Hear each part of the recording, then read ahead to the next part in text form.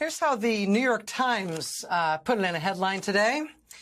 Trump says abortion restrictions should be left to the states. After months of mixed signals, Donald Trump said that whatever states decide must be the law of the land. Similar headline over at the Washington Post. In new video, Trump says abortion policy should be left to states. Reuters had effectively the same takeaway. It was the Reuters headline. Trump says abortion laws should be decided by U.S. states. Similar in The Guardian, Trump says each U.S. state should determine different abortion laws. Same thing over the Wall Street Journal. They gave theirs a little flourish. Trump says states should chart their own paths on abortion. Today, Donald Trump did put out a video statement in which he did indeed say that restrictions on abortions are things that should be decided by individual states. Looking at these headlines, you might get the impression that that was somehow Trump moderating his position on abortion. These headlines are exactly what Donald Trump wanted after delivering his remarks on abortion today. Sadly, that is exactly what he got, even though the actual content of Donald Trump's remarks today indicated something very different than what was in those headlines. The substantive, new and important thing articulated by Donald Trump today was that he has now abandoned any criticism he once had for the strictest abortion bans that are now in effect or under consideration.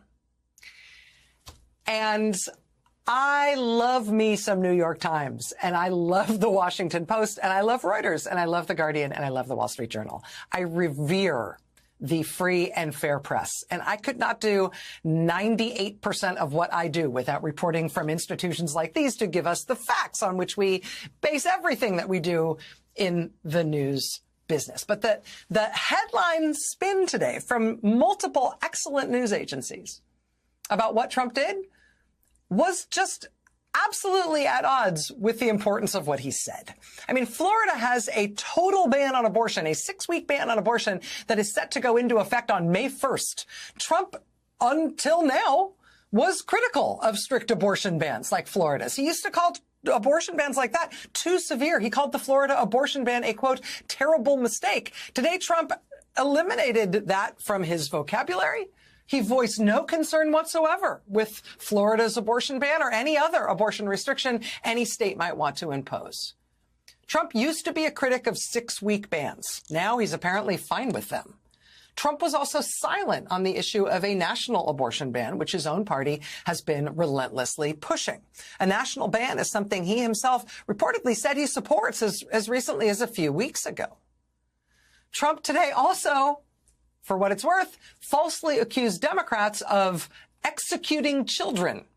That's what he said Democrats' abortion policies are. It's to execute children, which is a nice QAnon flavor to it, in addition to being completely false.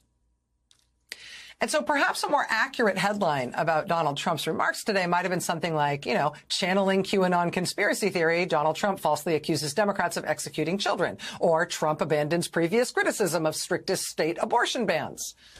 Trump avoids mention of Republican proposals for national restrictions. Or maybe try something like this.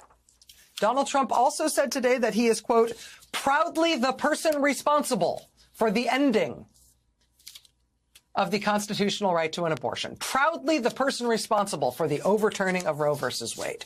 He did explicitly say that today, and that would have made for a great headline. Trump takes personal credit for ending the constitutional right to abortion in America. Abandons criticism of most draconian abortion bans. Right? Short, snappy, accurate, rightfully spotlighting the issue that Roe versus Wade is gone, and it's because of him.